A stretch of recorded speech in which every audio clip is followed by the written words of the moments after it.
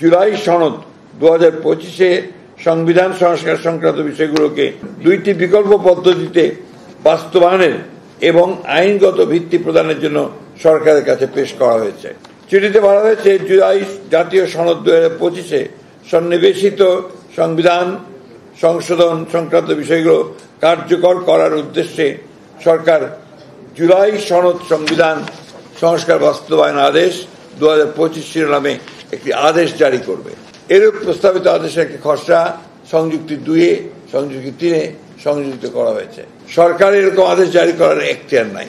সংবিধানের 152 নম্বর অনুচ্ছেদের সংজ্ঞা অনুসারে আদেশ আইনের মর্যাদা প্রাপ্ত, অতএব সেটি জারি করার এখতিয়ার রাষ্ট্রপতি।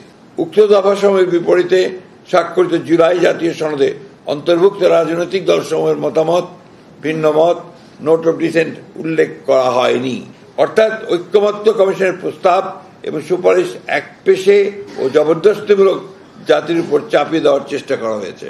তাহলে এটাই প্রতীয়মান হয় যে দীর্ঘ 1 বছর ব্যাপী সংস্কার কমিশন ও জাতীয় ঐক্যমত্য কমিশনের সাথে রাজনৈতিক দলসমূহের দীর্ঘ ধারাবাহিক আলোচনা ছিল অর্থহীন, অর্থ ও সময়ের অপচয়, প্রহসনমূলক এবং জাতির সঙ্গে প্রতারণা।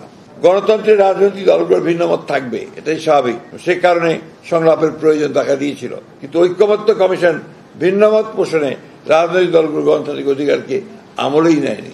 জাতীয় সংসদ নির্বাচন ও গণভোট অনুষ্ঠান হওয়ার পূর্বেই এই ধরনের প্রিএমটিভ পদক্ষেপ আদৌ গ্রহণযোগ্য নয়।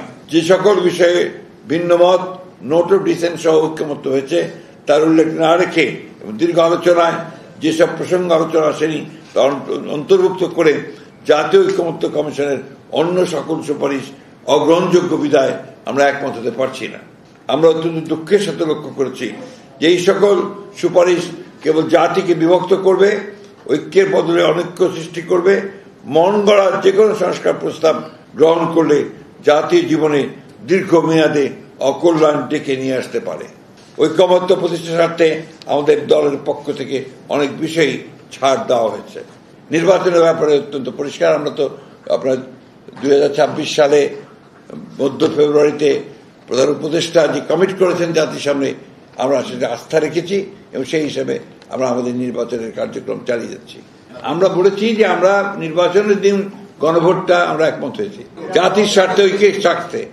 এর বাইরের আমরা কোনোদিনই একমত হব না।